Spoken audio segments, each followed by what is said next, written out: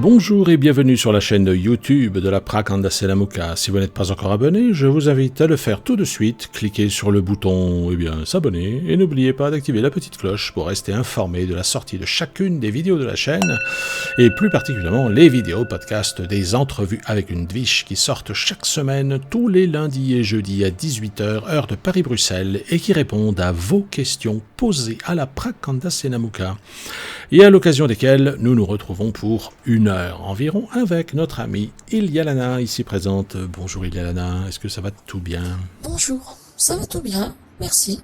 Et vous, ça va? Mais que oui, pas de problème. No soucis. No soucis? Qu'est-ce que c'est que ça? C'est de l'anglais, no soucis? Non, c'est du moi, on va faire attention. Ah bon, c'est original en tout cas. Ah oui, il faut bien de temps en temps. Eh bien, je suis heureux de vous retrouver, Elena, et puis retrouver nos amis qui nous écoutent aussi pour cette 47e entrevue avec une Dvish, avec vous, Major, un célèbre Major de la Prakanda Selamuka. Donc à cette occasion, eh bien, j'ai sélectionné 1, 2, 3, 4, 5, 6, 7 questions et 2 témoignages qui nous sont parvenus au moyen du formulaire pour poser des questions, mais qui n'en sont pas, ce sont des témoignages, donc on va les diffuser comme on le fait des questions. Ils n'auront peut-être pas la peine d'y répondre, puisque ce ne sont pas des questions, voilà, tout simplement. Bon, vous êtes prête, Elena, on peut y aller? Je suis tout à fait prête, il n'y a pas de problème. Ah bah ok, alors allons-y. Ah. Il y a la mascotte du studio qui est toute excitée. Alors, première question de Nicolas. Bonjour à vous. Est-ce que la fraude du non légal, entre guillemets, sera révélée et expliquée à tous? Je pense que c'est une des portes de sortie pour la compréhension de cette matrice juridique et administrative artificielle fictive. Entre parenthèses, pour les non réveillés. Merci à toute l'équipe.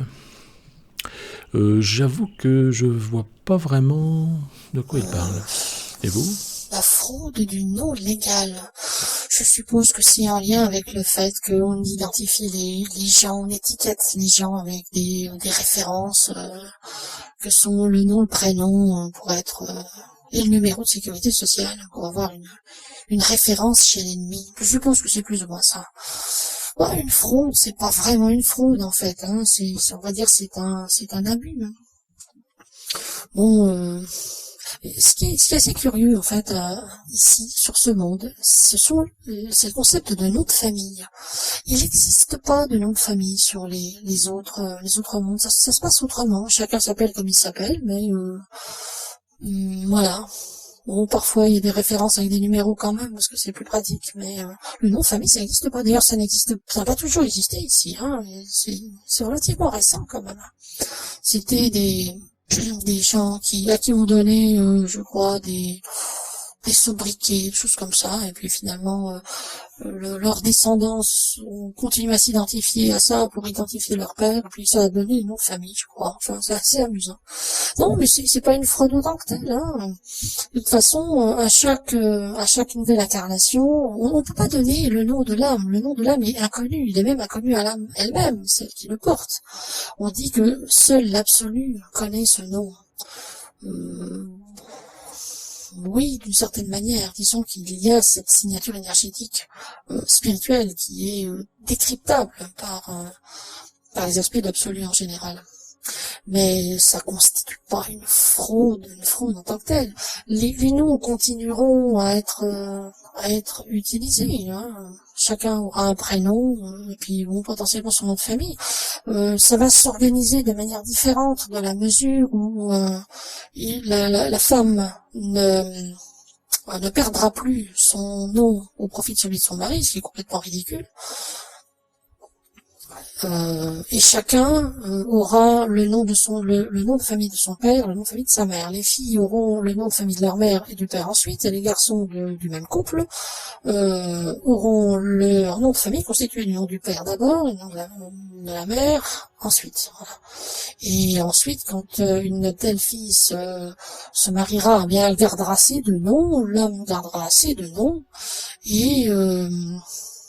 et leurs enfants auront donc le nom de famille de la mère de leur mère, pour les filles et du père de leur père pour les garçons. Bon, c'est un peu compliqué, mais enfin ça marchera très bien et ça donnera une grande diversité aux différents noms de famille. Quant aux prénoms, ils auront plus d'importance qu'ils en ont maintenant et ils seront plus limités au calendrier des saints pour le contexte judéo-chrétien ou le contexte musulman pour les musulmans. Il y aura plus d'approbation nécessaire. Bon, évidemment, on va pas appeler son enfant d'un nom complètement délirant qui pourrait lui porter préjudice. Ça, c'est une mesure qui est intéressante parce que je me souviens d'un cas aux États-Unis où des parents voulaient appeler leur enfant d'un numéro de téléphone. Enfin bref, il y a des gens toujours assez fous pour faire des choses bizarres. Mais non, mais là, par exemple, ce qui est les noms d'Edwige, on dit vos prénoms. En fait, on n'a pas de prénom parce que c'est le seul nom qu'on a, donc il n'est pas après, enfin, il n'est pas avant le nom, c'est un nom, c'est tout. Mais Iliana, il n'y a pas de sainte Iliana, à moins que ce soit moi. C'est possible aussi. Mais bon, il n'y a pas de référence par rapport à ça. Iliana, ça n'existe pas ailleurs. C'est mon nom à moi, et puis voilà. Mais ça pourrait être le cas aussi des gens après.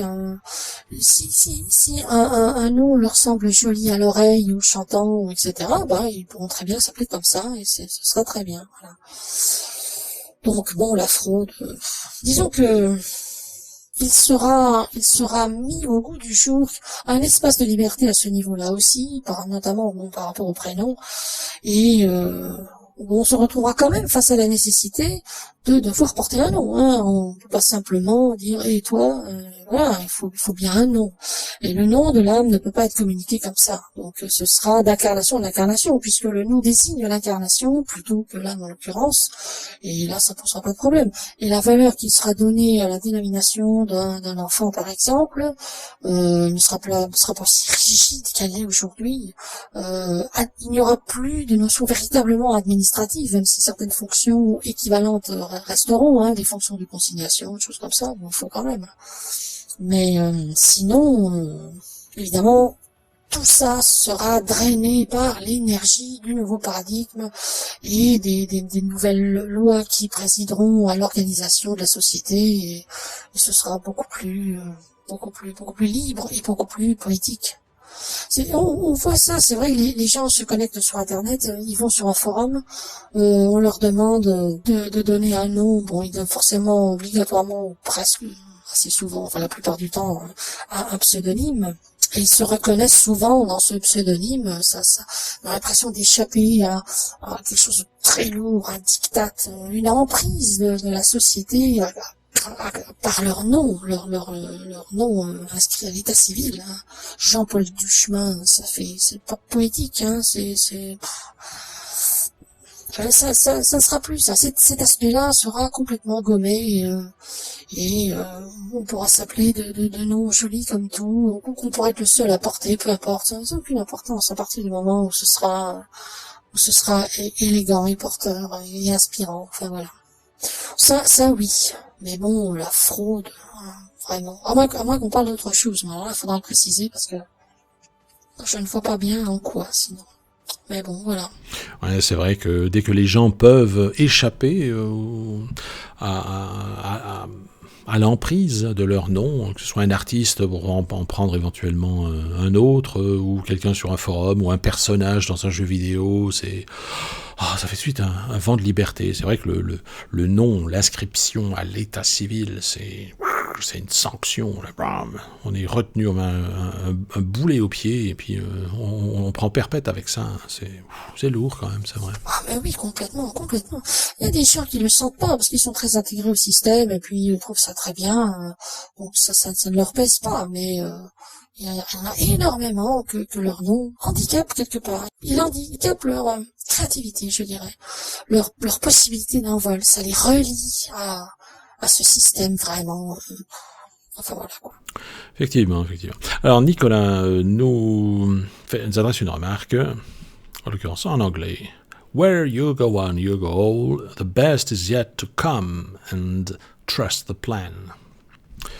Vous avez compris, Liana? Oui, ça va, je crois que j'ai capté l'essentiel. Oui, mais c'est vrai, il a raison. Là où un va, tous nous allons, et le meilleur est à venir. Ça c'est clair. Mais the best is yet to come, est une pure traduction de le meilleur est à venir. On l'a souvent répété, bon, surtout là-bas, hein. Et le meilleur est à venir, c'est vous qui le répétez depuis des années et des années. Donc, moi je prends ça pour un clin d'œil et un hommage à votre travail. Ah, merci, c'est gentil à vous. Faut pas le dire. Alors, intervenant suivant, Onaïda. Ah, Onaïda. Qui nous demande donc ceci. Bonjour à vous deux. Bonjour Onaïda. Bonjour Onaïda. Est-ce qu'une promesse faite à l'archange Michael à l'époque où je croyais encore dur comme fer qu'il était un haut dignitaire des forces divines peut être considérée comme un pacte avec l'ennemi? Wow. La promesse en question consistant à accepter d'offrir mon âme en sacrifice. Oh, vache. Mais enfin, Lielana. Pardon, excusez-moi, j'ai sorti tout seul. Je vous prie de me pardonner. Oh là là là. Excusez-moi. Je vous ai interrompu, pardon. Alors, continue. Voilà, la promesse en question consistait à accepter d'offrir mon âme en sacrifice, si nécessaire, pour assurer la sauvegarde de l'humanité, et sans contrepartie. Ça, c'est du sacrifice désintéressé, hein. Puisque rien n'était attendu en retour de ma part que la sauvegarde de l'humanité. Je sais, c'était complètement idiot et inutile, et en plus, j'ai été dupé. Ah bah non d'une pipe. Moi je pense que vous n'êtes pas la seule tellement hein, dans ce genre de cas de figure. Oh que non. Oh là là, ça c'est certain que non. Oui, ça peut être considéré comme un pacte, et bien évidemment. Mais c'est pas un pacte 50-50 win-win, hein, c'est un pacte 100% pour lui, 0% pour vous. C'est vraiment... Oui, c'est un pacte, bien sûr. Oui. Mais de toute façon, il faut surtout pas vous en faire avec ce genre de choses. De toute façon, tous les pactes ont été dissous, leur légitimité a été détruite, mais à tous, hein, sans exception. Et l'essence même du pacte est régulièrement détruite par les énergies de l'absolu. Alors, il ne reste que les pactes auxquels les gens tiennent plus qu'à leur vie, quasiment. Il y en a, dès que vous défaites un pacte dont ils souffrent à la limite en termes de conséquences, ils le reconstituent immédiatement, quoi. Il y a des gens, ils sont irrécupérables pour ça. Mais là, non, vous en faites pas, c'est pas grave. Excusez-moi, franchement, excusez-moi, je suis désolée. C'est peut-être un peu la fatigue, je sais pas, mais j'ai tendance à... Pardon. Non, c'est pas grave. Franchement, ça va aller. Promis. Enfin, Lielana, mais ça se fait pas d'être hilar face à une situation... Enfin, face à un... Je sais bien. Excusez-moi, je suis désolée. Oh là là. Non, mais c'est vrai que je devrais pas. Je devrais pas. Je vais me calmer, ça va aller mieux. Est-ce que vous pourriez m'expliquer pourquoi vous riez? Je pense que les gens qui nous écoutent, ils seraient contents de savoir aussi. Parce que c'est tellement énorme de faire un pacte en contrepartie de rien. Il y a des gens qui se sont évertués à essayer d'obtenir un consentement de la part d'une entité pour obtenir quelque chose qui leur tenait à cœur. Et là, on est dans un pacte où on demande à ne rien avoir. Oh là là là. Ah, Onaïda, vous n'êtes pas né à la bonne époque. Vous auriez dû naître en âge de diamant. Vous auriez compris tout de suite, vous auriez intégré le principe de ne rien attendre en contrepartie. Ce serait quand même beaucoup mieux passé. Ouais, c'est sûr qu'on fait pas comme on veut. Enfin, ne vous inquiétez pas, tout va bien. Il n'y a pas de souci. Vous êtes parfaite là où vous vous trouvez maintenant et c'est parfait à tout égard. Voilà. Je me suis calmé un peu. Mais c'est la première fois que je l'entends celle-là. À ce point-là, c'est faux quand même. Il a dû se réjouir, hein, ce jour-là. Oh. Non, je vais pas remettre ça. Faut que je pense à autre chose. Je crois qu'on va laisser Iliana se calmer un petit peu. Et puis, voilà. Non, toutes nos excuses, franchement. Ne soyez pas tentés de penser qu'on se fiche de vous. Hein, c'est vraiment, je pense que c'est nerveux de sa part. Ça va aller? Non, ça va, merci. Non, ça va aller. Oh, pardon, enfin, vraiment, je vous présente mes excuses, c'est pas... Franchement, excusez. Bon, je vais m'y mettre aussi, parce que c'est communicatif. Alors, deuxième question de Naïda. Pourquoi l'Adichaloris absolue est incarné dans un corps de Dvish et non pas dans un corps humain, tout comme son complément du couple sacré, donc le Hiérodarque, qui est quant à lui incarné dans un corps humain? Merci pour vos réponses. Bon, ça va aller, je pense, Iliana. Oui, ça va, ne vous inquiétez pas. Alors, bon, c'est quoi la question? Ouais, d'accord. Alors, bon, que ce soit la Dichaloris absolue ou pas, bon, on va parler de la Dichaloris et d'Hiérodarque, ce sera plus simple, parce que les nuances ne sont pas forcément compréhensibles par tout le monde. Pardon. Alors, s'incarner dans un corps de Dvish, bon, disons que c'est pas bien formulé, parce qu'une Dvish ne s'incarne pas dans un corps de Dvish, puisqu'il n'y a pas de corps de Dvish. Une Dvish s'incarne dans des corps humains, comme le Hiérodarque s'incarne dans un corps humain. La Dichaloris, alors il y a des Dvish comme moi, par exemple, qui ne nous incarnons pas. Nous sommes des transposés. C'est-à-dire que notre présence est incluse, artificiellement, je dirais, incluse au contexte de la matière physique. Mais la Dichaloris ne sera pas dans ce cas-là, elle sera obligatoirement incarnée. Si le Hiérodarque s'incarne, où tous les aspects de l'absolu se sont incarnés préalablement, c'est pour faire corps avec cette humanité, avec la réalité de ce monde. C'est pour ça que toutes les Dvish auront besoin qu'il y ait un petit groupe parmi elles qui soit incarné comme tout le monde, de manière à représenter les talons de référence de prise, de participation dans le phénomène de la vie, du plan physique. On pourra pas toutes l'être, c'est quand même plus pratique comme ça pour nous. Mais on a besoin d'avoir un point d'implantation de référence qui sera le collectif des Dvish incarnés.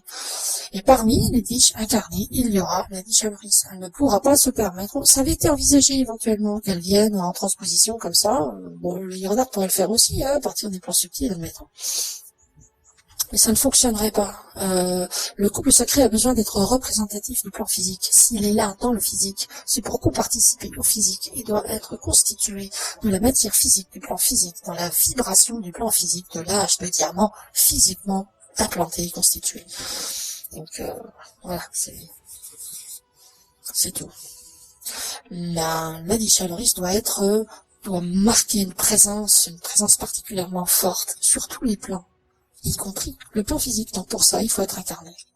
Voilà, je pense que c'était une petite mécompréhension du système, voir comment ça fonctionne. Voilà. Je pense que dans le contexte de cette réponse, il faut prendre en compte le distinguo entre la nature spirituelle de la conscience qui s'incarne et le corps qui est pris. N'importe quoi peut s'incarner en contexte, s'il y a possibilité, dans le plan physique. L'absolu n'est pas un être humain, et pourtant il peut s'incarner dans un corps humain. La Dichaloris est un aspect de l'absolu, je dirais presque plus encore, si je puis dire. C'est une manière de parler, mais enfin. Et elle prend corps dans un corps humain. L'humanité est le stade ultime de développement, je veux dire, de l'étagement de la pyramide évolutive, et représente effectivement le sommet de cette pyramide d'évolution. Donc c'est pour ça que lorsque l'absolu s'incarne, eh bien il le fait comme ça. Mais en l'occurrence, ce n'est pas parce qu'une Dvish n'est pas humaine qu'elle ne peut pas intégrer un corps humain. Et en l'occurrence, sa fonction implique, comme celui du Hiérodarque d'ailleurs, de prendre place dans l'incarnation. Voilà. C'est bien ça, je ne me trompe pas, Iliana, j'ai bien compris ce que vous avez dit. Oui, en fait j'ai dit exactement ça, mais avec d'autres mots, mais oui, c'est ça. C'est pareil. Bon, c'est bien, on est d'accord. Voilà, Oneida, eh bien, j'espère que cette réponse vous aura satisfaite. Mais sinon, toujours pareil, vous envoyez un formulaire et franchement, toutes nos excuses conjointes pour le petit dérapage. C'est l'épisode Il y a la nymphe. Et vraiment, je suis vraiment désolée, Oneida. Je vous prie de m'excuser. Il faut pas que j'y repense, parce que ça me fait rire. Non, vraiment, je vous présente vraiment sincèrement toutes mes excuses, je suis désolée. J'espère que vous m'en voudrez pas. Enfin, voilà. Ah là là, sacré Yelena. Ah là là. Bon, allez, on passe à l'intervention suivante. Une question de Nemra qui nous demande ceci. Bonjour à tous les deux et merci pour votre patience et dévouement. Voici ma question. Dans la mythologie gnostique, dans l'hypostase des archontes, le mythe de Pistis Sophia et de sa vie, Zoé, me font un peu penser à l'origine du mal déjà évoqué dans le numéro spécial. Serait-ce l'ennemi qui est à l'origine de cette histoire et qui a déformé les choses, ou ce récit est-il symbolique et imagé pour nous aider à comprendre à notre niveau d'être humain les choses? Alors, il y a les archontes et tout ça? Oui, alors, non, c'est un mythe, créé par l'ennemi, mais fondé sur une racine de vérité, comme il le fait toujours en principe. Là, en l'occurrence, à partir du moment où vous avez le terme archonte, vous pouvez être certain que c'est l'ennemi qui crée l'histoire. C'est une terminologie qui lui est propre, ça vient de lui. Mais effectivement, le fait d'y voir une similitude avec les origines du mal telles que j'ai essayé de l'exposer n'est pas fortuit, évidemment. Hein. L'ennemi se sert toujours de ce qui existe pour le mettre à sa propre sauce, et puis voilà. Il faut dévier toujours. À partir du moment où il existe quelque chose, il le récupère pour éviter que ce soit découvert comme il faudrait que ça le soit, en le travestissant et en le livrant à l'humanité d'une autre manière. Et en général, quand ça prend cette forme-là, les gens courent derrière. Bon, ça, on l'a déjà dit, hein, c'est comme ça que ça se passe. Bon, c'est pas grave. Enfin, toujours est-il que non, cette histoire précisément a été créée par l'ennemi, sur base d'éléments potentiellement véridiques, mais créés par lui quand même. Ah, il en a créé des histoires, lui. Hein. Ah là là là là. C'est un très très grand conteur. Ça, faut lui laisser. Ces histoires sont pas forcément belles, mais elles sont crédibles. Enfin, elles sont crues. Elles sont effectivement davantage crues que crédibles, à la limite. Mais c'est vrai que les gens sont extrêmement sensibles aux propos de l'ennemi. Toujours été. Il faut juste espérer que ça change un peu quand même. Enfin. Ah, mais oui, c'est fait pour. Allez, deuxième question de Nemra. Suite à la vidéo 36, je me demandais comment savoir si nous avions une âme. Hein. Même question pour un membre de notre famille ou entourage. Vous disiez que même si on est bon ou gentil, un être créé par l'anti-dieu est une abomination et il sème chaos autour de lui et qu'il fallait anéantir cette existence. Cela fait peur. Alors, comment savoir si nous avons une âme adamique ou une création ou si l'on est une création de l'anti-dieu. Comment faire la différence et la reconnaître? Bon, alors... Eh bien, je dirais que formellement, on ne peut pas. Ce n'est pas dans vos possibilités d'appréhension. Mais, en tout cas, pour une autre personne, c'est quasiment impossible. Vous pouvez le sentir potentiellement, mais rien de sûr. C'est ça le problème. Hein. Il n'y a rien qui... Il n'y a pas un test. Hein. Vous prenez un peu de salive, vous mélangez avec un tube, ça devient noir. Donc non, ça marche pas comme ça malheureusement. C'est parfois très très difficile à percer. Mais en ce qui vous concerne en propre, ce n'est pas tellement difficile. À partir du moment où vous vous posez la question, à partir du moment où ça vous inquiète un tant soit peu, eh bien, je vous garantis que ce n'est pas le cas. Vous avez une âme en bonne et due forme. Tout simplement. Parce que les gens qui n'en ont pas se fichent royalement de savoir s'ils n'en ont pas ou pas, se posent pas la question et de toute façon, ça ne leur fait pas peur. Au contraire. Bon, je ne dis pas que tous les gens à qui ça ne fait pas peur n'en ont pas. Ah, attention, hein. Mais à partir du moment où cette question potentiellement vous préoccuperait, c'est que tout va bien. Rassurez-vous. Bon, bah finalement, c'est tout simple à repérer, à dépister. Hein. C'est effectivement rassurant. Oui, mais c'est toujours comme ça, toujours comme ça. Ça se vérifie toujours à tous les niveaux, à partir du moment où il y a un groupe de gens et on leur dit, je dis rien personnellement, mais collectivement, il faudrait quand même, faut quand même prendre conscience que il y a ça, certaines choses qui sont pas bien. Vous pouvez être absolument certain, mais toujours, dans 100% des cas, ce sont toujours les gens qui n'ont rien à se reprocher, qui vont se dire, oh mon Dieu, c'est peut-être moi, il faudrait peut-être que je fasse attention, etc. Ceux qui ne bougent pas, que ça laisse complètement indifférent, ce sont eux qui sont visés, mais ils ne se sentent pas visés du tout. Par contre, pour eux, tout va toujours très bien. Donc là, c'est exactement pareil. Vraiment, vous n'avez pas de souci à vous faire. En revanche, pour ce qui est de dépister ça chez autrui, alors ça, c'est une autre paire de manches. Ça, franchement, vous pouvez pas. Vous ne pouvez pas. Vous pourriez encore entrer en contact avec votre tutelle. Elle pourrait vous renseigner par rapport à la tutelle qui est en face, enfin de la personne en question, qu'il en est ou qu'il en est pas. Parce que c'est vrai que une fiche tutélaire peut pas faire grand chose s'il n'y a pas d'âme. Hein. La personnalité est pas tellement sensible. Et ça part dans tous les sens. C'est pour ça que il est nécessaire que ce soit à la limite éliminé. Mais là, c'est vrai que pour autrui, c'est très difficile. Donc, mais il n'y a pas de méthode. Il n'y a vraiment pas de méthode.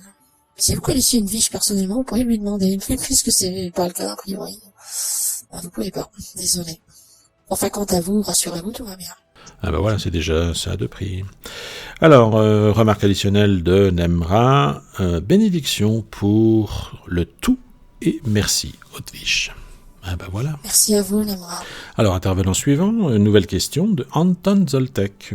Bonjour Anton. Bonjour Anton. Alors une question très simple d'Anton, très courte aussi. Les labos pharmaceutiques sont-ils aussi sous votre contrôle ?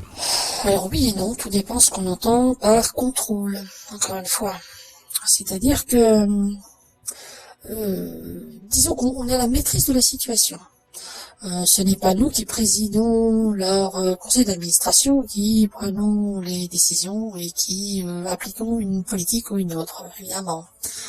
Ça, seulement, on n'est pas encore venu pour ça.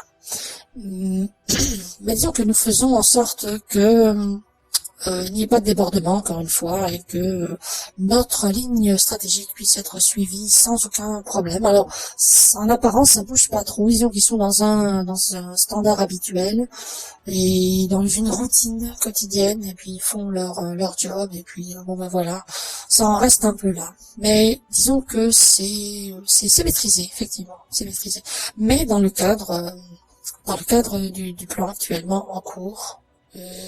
Qui était élaboré et mis en place par nos soins. Pas plus. Encore une fois, il faut pas que ça dénote trop, à moins que la stratégie implique ça. Mais pour l'instant, c'est pas le cas. Donc c'est maîtrisé. Voilà. Ouais, mais c'est quand même déjà pas mal, hein, parce que ça pourrait partir dans tous les sens comme ça là, toujours fait. Limite. Ouais, non, là ça va, c'est maîtrisé. Il n'y a rien que les laboratoires pharmaceutiques ne fassent que nous ignorions et que nous contrôlions en termes d'impact et de conséquences. Éventuellement, on les laisse parfois faire, mais on change, on modifie les structures chimiques de ce qu'ils mettent en vente. Ça, c'est déjà arrivé. Mais bon, voilà, on va pas au-delà. Je veux pas trop en dire plus non plus, mais disons que il n'y a pas de débordement, effectivement, il n'y a pas de risque démesuré à ce niveau-là. C'est en standard, un peu comme d'habitude, ni plus ni moins. Voilà. Bon, ok pour ça. Alors, nouvelle question de Nemra. Je ne sais pas assembler, je ne sais pas pourquoi.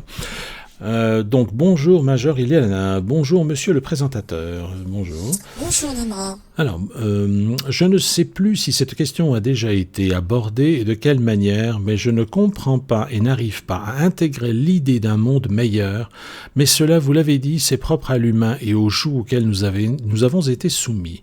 Et sachez que c'est tellement difficile de concevoir cela que le fait même de l'imaginer fait se déverser des milliers de questions et de sous-questions.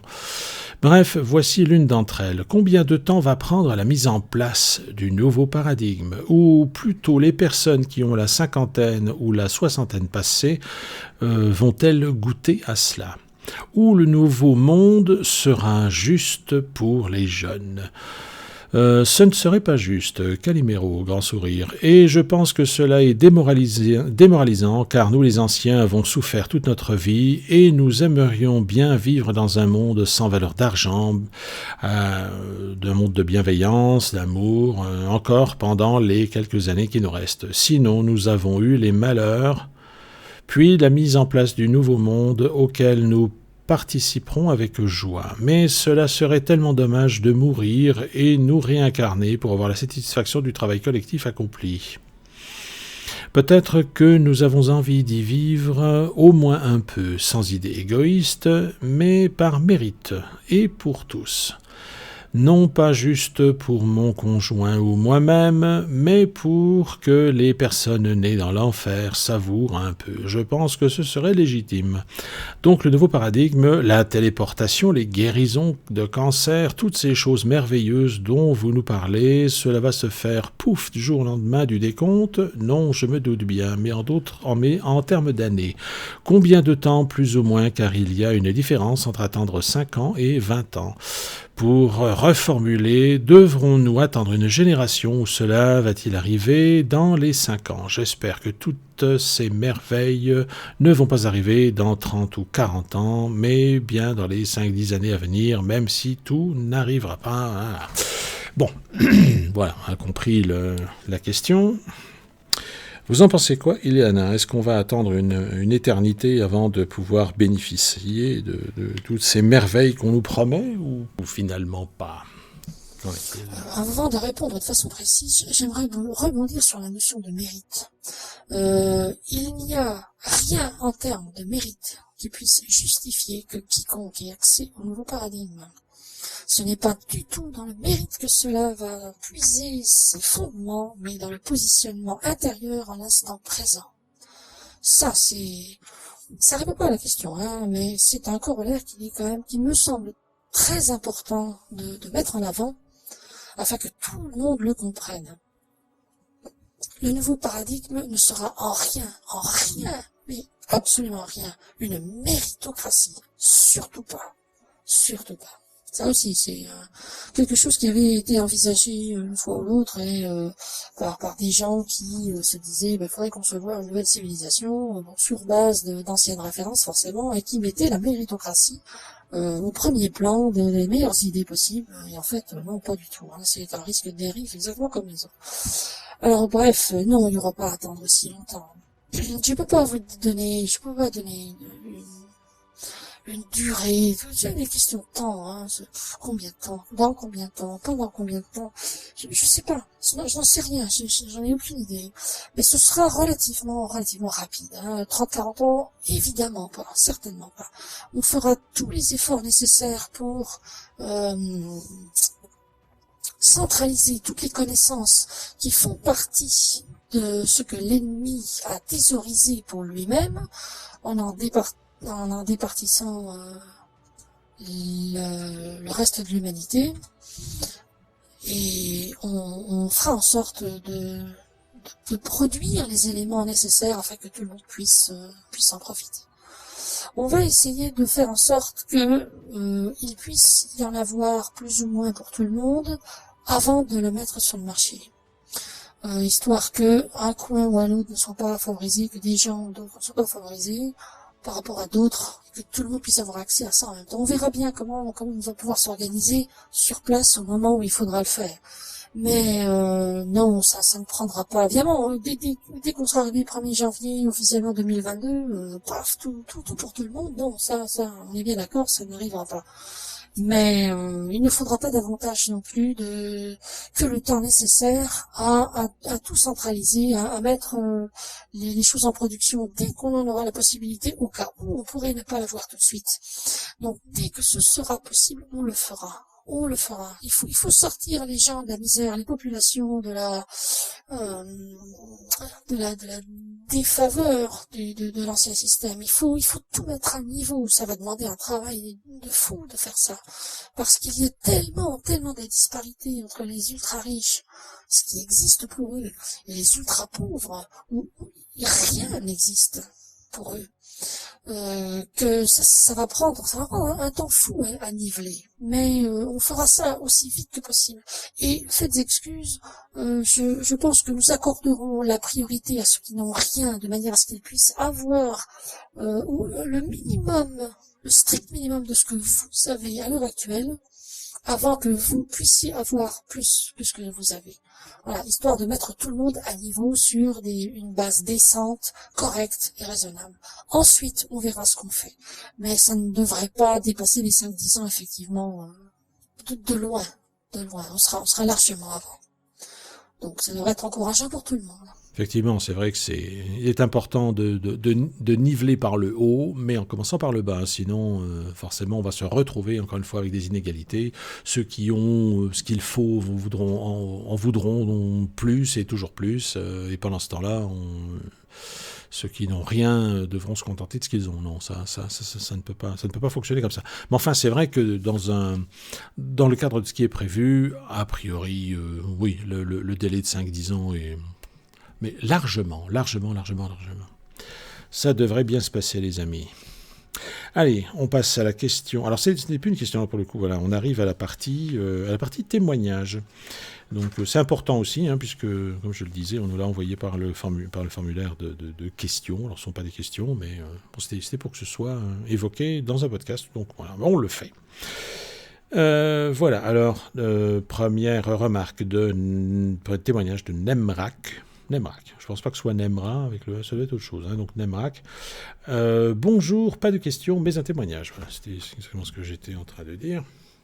Alors, je mets mes lunettes, voilà. J'ai adoré, et cela m'a beaucoup parlé, dans une des vidéos podcasts où il était question de la peur.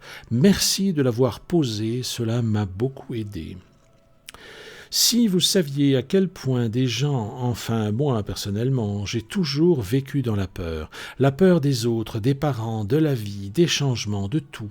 Bref, cela m'a apporté beaucoup de réponses. Il n'y a pas de questions idiotes car cela peut sembler inutile pour certains mais important pour d'autres. Quand mon compagnon a entendu la question, il a levé les yeux au ciel et s'est exclamé « c'est n'importe quoi, quelle drôle de question ». Alors que moi je suis resté estomaqué et chamboulé. J'ai revécu toutes les peurs de ma vie en un instant, alors je me suis dit, voilà une question des plus importantes et vitales que je voulais poser depuis des mois. Il faut dire que lui n'a pas vécu des traumatismes d'enfant, des blessures ou des parents tortionnaires d'âge de fer. Il n'a pas subi des violences ou n'a pas dû avoir à fuir sous les balles de la guerre, ni changer de pays comme moi. Mais voilà, chacun son vécu et on essaye de faire face, car pour moi ces peurs sont vivantes et ces efforts de chaque instant que de les combattre. Merci pour votre lecture. Remarque, je remercie Madvish tutélaire si cela est possible, car j'ai l'impression qu'elle m'aide beaucoup. C'est beau, hein. Ça, oui, c'est un témoignage qui rend hommage au travail que nous faisons et aux efforts que vous fournissez également, Iliana, pour répondre de manière constante à toutes ces questions qui vous sont posées semaine après semaine. Ah, ça, c'est vrai que c'est extrêmement satisfaisant. Ça fait chaud au cœur de savoir que ce qu'on fait porte et que ça aide vraiment des gens. C'est le but fondamental, le but premier. Il y en a plein, comme ça. Ils le disent pas forcément, voilà. Mais c'est là, c'est présent. Alors, merci beaucoup à vous de nous avoir fait ce retour parce que c'est important aussi pour nous de savoir, de pouvoir prendre la mesure de l'impact de ce que l'on fait. De ce que nous faisons. Quant à remercier votre Dish tutélaire, évidemment que c'est possible. Elle entend chacune de vos paroles et chacune de vos pensées. Elle ressent chacune de vos émotions, à laquelle elle ne s'identifie pas. Vos émotions sont les vôtres, et il n'y a pas d'équivoque à ce niveau-là, mais elle sent lorsque vous les ressentez. Donc elle sait exactement, elle flamme encore avec vous. Et bien sûr, n'hésitez pas. Si de toute façon vous écoutez ce que l'on dit ici, ce qui se passe, ou ce qui s'écrit éventuellement, ce que je peux répondre, si l'argument que j'avance est important pour vous à ce moment-là, votre Dish tutélaire fera le pont entre ce que vous entendez et elle derrière par rapport à ce qui, entre ces deux médias, je dirais, entre elle et moi, elle fera le nécessaire afin de rendre ça le plus efficace pour vous, le plus vibrant, le plus transformateur, de manière à apaiser les choses et ouvrir votre conscience sur quelque chose de nouveau. En profiter pour vous faire glisser déjà vers un peu de l'énergie du nouveau paradigme, vous permettant d'abandonner l'ancien et les traumatismes du passé. Ça c'est un travail qui est fait au quotidien par elle. Elle est là pour ça, pour vous aider dans ce sens-là. Donc, je suis ravie. Je suis ravie que ce que nous avons fait ait pu vous aider, vous servir et vous faire vous sentir mieux. Merci de nous l'avoir confié, en tout cas. Ouais, ça c'est assez fantastique. Hein. Ça c'est vraiment la seule véritable récompense que l'on puisse potentiellement, peut-être, attendre de ce que nous faisons, si tant est que nous attendions quoi que ce soit, ce qui n'est pas le cas en l'occurrence. Mais quand ça vient, eh bien, ça fait vraiment plaisir. C'est vraiment the récompense. Merci beaucoup, Nemrak. Alors, je passe au second témoignage, un tout petit peu plus long. Témoignage de Anonyme, s'il vous plaît, merci. Il n'y a aucun souci, hein, aucun problème pour ça. Donc, la personne nous dit ceci. Bonjour, j'aimerais m'exprimer au sujet de la féminité sacrée. Je pense qu'une vidéo y faisait spécialement référence. Pour ma part, j'ai toujours rejeté le fait d'être une femme. Sans doute parce que j'ai beaucoup de problèmes avec ma mère, qui n'a pas su être à la hauteur de son rôle envers ma sœur et moi-même. Je ne parle pas d'orientation sexuelle, je suis hétéro, mais peu importe. Il n'empêche que j'ai une très mauvaise image de la femme en général. Je les trouve traîtres, sinueuses, mauvaises, vengeresses et mesquines. Mais au-delà de cela, je sais que j'ai toujours eu du mal à me faire à ce corps féminin, ces souffrances mensuelles, point de suspension. Donc depuis petite, je suis en colère contre cela, car j'étais dans un monde d'hommes et moi, je voulais intégrer ces valeurs de la masculinité et donc de la liberté, force et virilité. J'avais moins de 10 ans quand je me suis regardé dans la glace et me suis dit « Quelle injustice que d'être obligé de jouer le jeu et de faire semblant d'être une fille pour le reste de ma vie. J'en ai pleuré plus d'une fois. Pour moi, fille et femme voulait dire souffrance, malheur, faiblesse et peur. » Donc, la première fois où j'ai pris conscience d'Edwige et de tout ce qui entoure ce mot sacré, quelque chose a résonné en moi. J'ai eu un déclic et un chamboulement inimaginable à l'intérieur. Une voix en moi a dit « C'est possible, on peut être une femme forte et puissante. » J'ai pris conscience de la féminité, avec un F majuscule, et de la douceur, pas seulement de la force. C'est un équilibre qui a jailli. Je ne sais pas me l'expliquer, mais je me suis libéré comme d'un poids. Des milliards de tonnes de pression psychologique se sont apaisées. Très, très étrange. Je travaille encore en moi pour accepter le féminin, car les féminines m'ont toujours trahi. Elles ne m'aiment pas et moi non plus jusqu'ici. Mais maintenant je sens un changement inimaginable en moi qui vibre cette féminité sacrée. Je me répète chaque jour en ouvrant le bras gauche féminin que j'accueille, j'accepte et j'aime ma féminité sacrée. Je me sens mieux depuis que je le fais. Merci Edwige de m'avoir transcendé de votre force féminine dont je prends part avec joie et amour maintenant. Waouh, alors ça c'est du témoignage par parole. Oh là là. Alors, remarque additionnelle de sa part, merci infiniment, entre parenthèses, quand j'ai du mal, quelquefois dans ma vie, je pense fort à la majeure Ilialana, en plus de ma Edwige personnelle, je sens que cela m'apaise. Alors là, là Ilialana, je crois que on peut prendre ce témoignage-là. Je pense pas que vous me contredisiez. Je pense qu'on peut prendre ce témoignage-là pour une forme quelque part de consécration de votre présence en ce monde. Je parle au niveau individuel. Je sais que nous faisons ce bien-là à l'humanité. Nous sommes là pour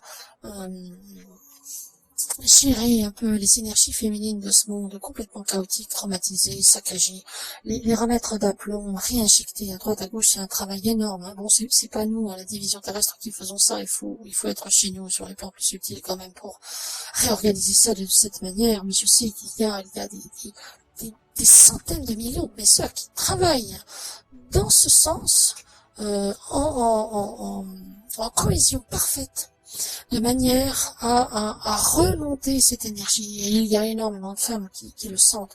Toutes ne viennent pas en témoigner. Cette femme-là vient se faire le porte-parole, un peu comme d'habitude, de l'ensemble des femmes pour qui c'est le cas, parce que je sais que c'est le cas. Mais l'entendre dire comme ça, c'est... Oh là là. Ça me rend joyeuse.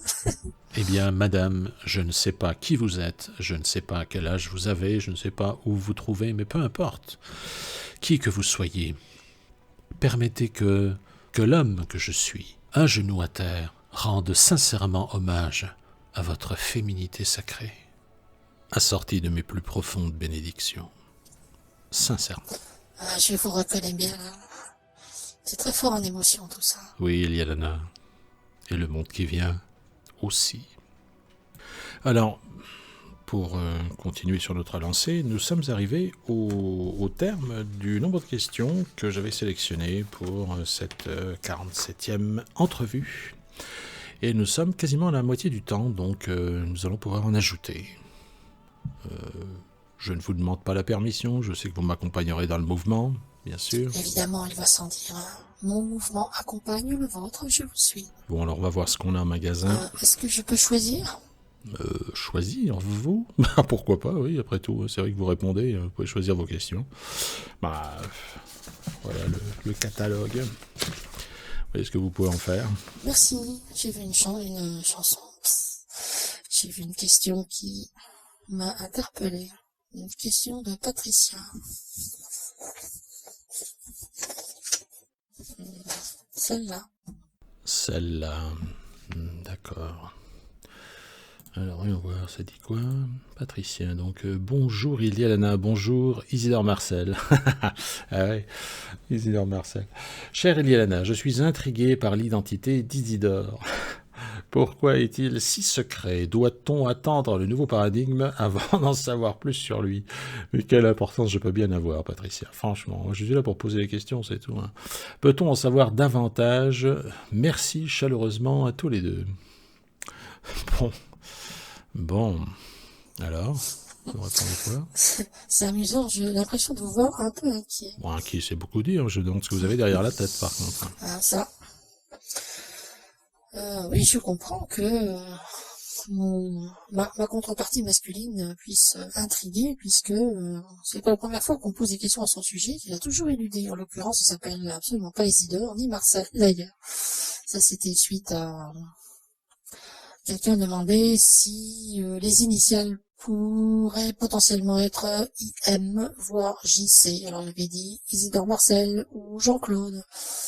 Et il avait choisi Isidore Marcel. En l'occurrence, les initiales IM, une manière d'approuver qu'il s'agissait effectivement bien, potentiellement, de ces initiales, susceptibles, comme étant susceptibles de le désigner. Bon, pourquoi, moi, ce qui m'intrigue, c'est pourquoi est-ce qu'il faudrait attendre le nouveau paradigme pour en savoir plus sur quelqu'un qui anime simplement une chaîne YouTube sur des questions posées d'après qu'on a c'est mon cœur et qui n'est là que pour faire l'animation. Finalement, je pourrais le faire moi-même, hein, je pourrais lire les questions et y répondre toute seule. Donc il est là pour faire l'échange. Mais qu'est-ce que le nouveau paradigme aurait bien à voir avec le fait de connaître l'identité d'un animateur? C'est étonnant, ça. Ah, il y a des choses qui transparaissent en arrière-plan de l'esprit, et puis on s'en rend pas compte parce que ça ne touche pas le mental, mais il y a des choses qui passent au travers de la voix, notamment, et qui laissent frétiller. Là, je veux pas répondre parce que je vais pas répondre directement à cette question. La seule chose que je peux dire, c'est que il est bien davantage que ce que la plupart des gens pensent qu'il est. Certains l'ont compris puisque dans les questions, ils l'appellent d'une certaine manière et que systématiquement, il ne prononce pas ce nom ou ce qui le désigne. Il passe ça sous silence. Mais Je comprends qu'il ait du mal à donner un nom. Il a une infinité de noms. Donc, c'est difficile. Vous savez, on vit dans un monde qui se trouve au seuil du merveilleux, au seuil du difficilement imaginable, au seuil de l'inattendu total.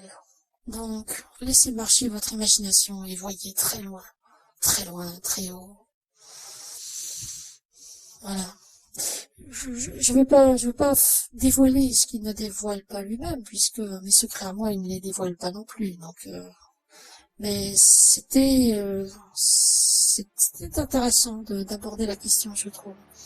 Et effectivement, il est un fait que une fois dans le nouveau paradigme, vous saurez de qui il s'agit, évidemment. Mais moi je suis certaine que vous savez déjà de qui il s'agit. Vous voyez, ça c'est la différence entre l'ennemi qui annonce les choses. Je suis. En fait, c'est complètement faux. Et celui qui l'est vraiment ne le dit jamais. Parce qu'il vous laisse l'occasion de pouvoir le comprendre par vous-même. Il attend que l'intuition vienne. Et quant à savoir exactement qui il est, il dit toujours que ça n'a aucune importance. Ce qu'il est n'est pas important pour lui par rapport à ce que vous pensez qu'il est.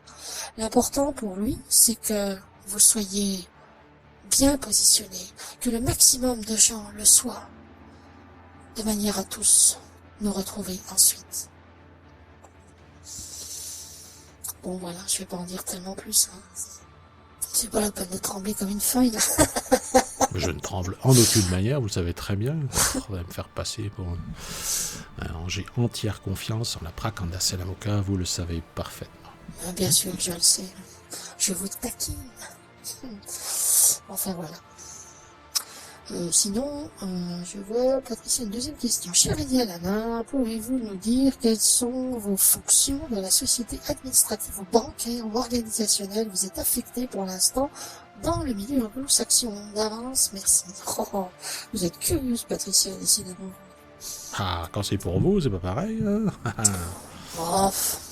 Non, mais ça n'a pas grande importance.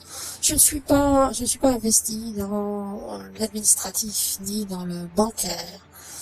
L'organisationnel peut-être, effectivement. Je suis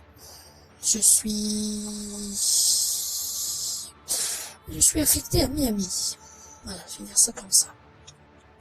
Je fais le relais. Je fais le relais dans la section de liaison. Je fais le relais entre l'état-major de transition et ce qui a été la tête des Q-Force et des O-Force aux États-Unis. Voilà. Oui, c'est répondu à mi-mot, hein, mais bon, il faut que je fasse attention quand même. Hein. Enfin voilà. C'est étrange, cette 48e entrevue prend des allures inattendues aussi. Hein. C'est étonnant ça. 48e ou 47e 47e, vous avez du mal avec le compte. Hein. Depuis la 40e, j'ai arrêté de compter. Alors, où en sommes-nous maintenant ? Bon, allez, je pense que nous allons en rester là. Cette vidéo podcast aura été un peu étrange, si je puis dire. Ouais, un peu étrange quand même, un peu particulière.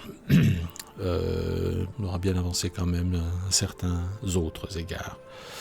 Voilà, je vous remercie Eliana, je vous souhaite une bonne fin de semaine, comme à tous ceux qui nous écoutent. J'espère que cette vidéo podcast vous aura plu. Et si c'est le cas, n'hésitez pas à la liker et à la partager. Les commentaires sont modérés mais ouverts, alors laissez-y un petit mot, une remarque, ce que vous voulez, ça fera toujours plaisir.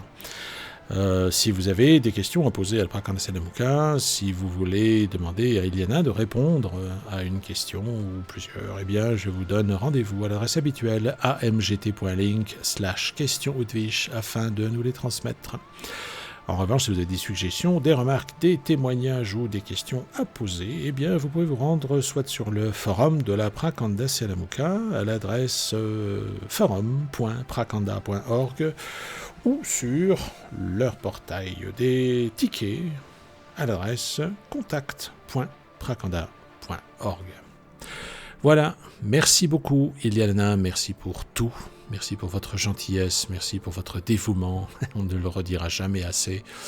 Merci à toutes vos sœurs de faire un travail de titan dans ce monde infernal pour nous en sortir tous, sains et saufs, en tout cas le plus grand nombre possible, quoi qu'il en soit, les plus téméraires, les plus courageux, les plus sincères, et faire en sorte que cette agonie puisse enfin prendre fin. Merci à vous de tout cœur. Merci à vous de nous avoir précédés et de nous avoir ouvert le chemin, de nous avoir ouvert la route pour que nous puissions être là et faire ce que nous avons à faire, pour la satisfaction de faire ce qui doit être fait, afin que la joie et les rires et le bonheur puissent refleurir, même ici. Merci beaucoup à vous. Eh bien, avec ces bonnes paroles, que le meilleur soit accordé à chacun. Chérissez-vous les uns les autres, aimez-vous, pardonnez-vous et tout ira bien. Allez les amis, je vous souhaite un bon week-end et que le meilleur vienne. En tout cas, quoi qu'il en soit, avec un peu de chance, nous reviendrons aussi lundi prochain. Allez, bye bye à tous. Eh bien, au revoir à tout le monde, gros bisous et à tout bientôt. Allez, on fait comme ça, ciao ciao.